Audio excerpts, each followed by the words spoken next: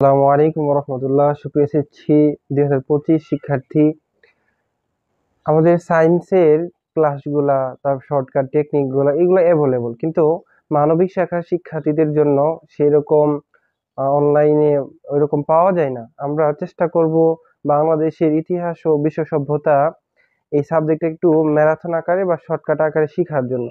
কারণ আমরা এই ইতিহাস তো বৃহৎ, আমরা অনেকেই বই পড়ে বুঝতে পারি না, কিন্তু আমরা যদি একটা অধ্যায়ের কোন কোন জায়গা থেকে এবং ঘ নম্বর প্রশ্ন আসে সেটা যদি আমরা ধরতে পারি, তাহলে আমরা ভালো নম্বর পাওয়ার জন্য আমাদের এটা অনেক সহায়ক ভূমিকা পালন করবে। তাই আমরা প্রথম তিনটা অধ্যায় একটু কঠিন লাগে, এই তিনটা অধ্যায় নিয়ে একটু ম্যারাথন দেখার চেষ্টা করি। আমরা যদি প্রথম অধ্যায় খেয়াল করি, প্রথম অধ্যায়ের সবচেয়ে বেশি আসে হলো লিখিত উপাদান, আর আসে হলো অলিখিত উপাদান থেকে। আমরা জানি বই পুস্তক রিলেটেড, কাব্য রিলেটেড এগুলা যদি আসে আমরা নিশ্চিন্তে লিখিত উপাদান দিব। আর অলিখিত উপাদান মানে যেগুলো প্রত্নতাত্ত্বিক নিদর্শন, স্থাপনা, বড় একটা পাহাড় হতে পারে, বড় একটা জায়গা হতে পারে, এগুলা কি অলিখিত উপাদান। আর ঘ নম্বরে আসে এই ইতিহাস জানার প্রয়োজনীয়তা, ইতিহাস জানার গুরুত্ব, তাৎপর্য, এগুলা ঘ নম্বরে আসে। এরপরে দ্বিতীয় অধ্যায়, যেটা অনেক বৃহৎ সভ্যতা রিলেটেড আলোচনা, সেটা আমাদের মনে থাকে না বা আমরা বা ঘ উদ্দীপক পড়েও বুঝি না। কিন্তু আমরা এখন সহজেই বুঝতে পারবো যে রোম সভ্যতা যদি আবার আসার সম্ভাবনা, মিশর সভ্যতা এবং গ্রিক সভ্যতা আসার সম্ভাবনা অনেক বেশি। আমরা রোম সভ্যতা সম্পর্কে শর্টকাট জানি, যে উদ্দীপকে আইন সংক্রান্ত, মামলা মোকদ্দমা সংক্রান্ত বা নাট্যশালা রিলেটেড, নাট্য গান রিলেটেড থাকবে, সেটা আমরা রোমান সভ্যতা ধরে নিব। এরপরে মিশর সভ্যতা, কাগজ, তারপরে শিল্প বা বিশেষ করে নীল নদ, কোন একটা নদী সৃজনশীলে থাকবে, ওই নদীর অববাহিকায় মানে বুড়িগঙ্গার তীরে ঢাকা অবস্থিত, এইভাবে একটা উদাহরণ যদি থাকে আমরা গ নম্বরে ধরে নিব মিশর সভ্যতার অবদান।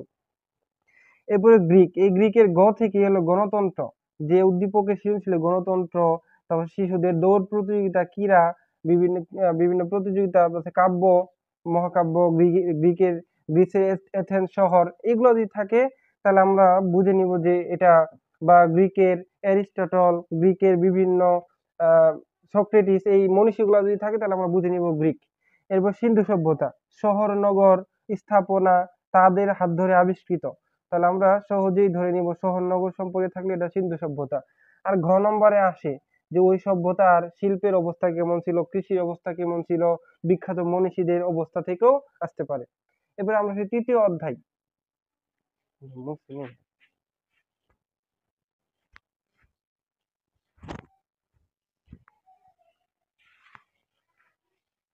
তৃতীয় অধ্যায়ে আমরা খেয়াল করার চেষ্টা করি যে আমাদের যে বাংলার জনপদ গুলা ছিল, এই জনপদ গুলা আমরা অনেকবার পড়ি, কিন্তু আমরা আসলে সেটা মাথায় রাখতে পারি না। কারণ এগুলো আমাদের জন্য গুরুত্বপূর্ণ, কিন্তু সবচাইতে একটা দুঃখের সাথে বলতে হয় যে এই এই সাবজেক্ট গুলোতে আমরা গুরুত্ব দেই না, কিন্তু বিসিএস এ কিন্তু এগুলো অনেক ভালো নাম্বার পেতে হয় এই সাবজেক্ট গুলোতে। তাই আমরা এই সাবজেক্ট গুলোকেও প্রায়োরিটি দেওয়ার চেষ্টা করব। বাংলার জনপদের মধ্যে বঙ্গ, যেখান থেকে মূলত আমাদের বাংলাদেশের উৎপত্তি, এই বঙ্গ সৃজনশীলে আসছে আমরা বুঝবো কিভাবে? বিশেষ করে এই ভাগীরথী, বাংলার অবস্থান সম্পর্কে আলোচনা করতে থাকতে পারে, শিলালিপি বা আদার্স লিপি সম্পর্কে যদি থাকে তাহলে আমরা বুঝে নিব এটি কি বঙ্গ জনপদ সম্পর্কে আলোচনা করা। এরপরে যদি কৃষি পণ্য উৎপাদন, ধান পাট গম এগুলা যদি থাকে আমরা বুঝে নিব কি গৌর জনপদ। এরপরে সমতট, এই যে আমাদের পূর্ব পশ্চিমে নোয়াখালী, কুমিল্লা, লালমাই পাহাড়, এইগুলা, কারণ এই অধ্যায় থেকে চিত্র দিয়ে দেয় সৃজনশীলের উদ্দীপকে, তাহলে আমরা বুঝে নিব সমতট, প্রাচীন সমতট জনপদ। আর পুন্ড, এটা অনেক বেশি উন্নত, যেহেতু রাজবংশরা ছিল। তাছাড়া মহাস্থানগড় বগুড়ার, এটা হলো কি পুন্ড জনপদ। এই চারটা জনপদ সম্পর্কে যদি আমরা ভালো ধারণা রাখতে পারি তাহলে আমরা সহজেই তৃতীয় অধ্যায় থেকে অ্যান্সার করতে পারবো।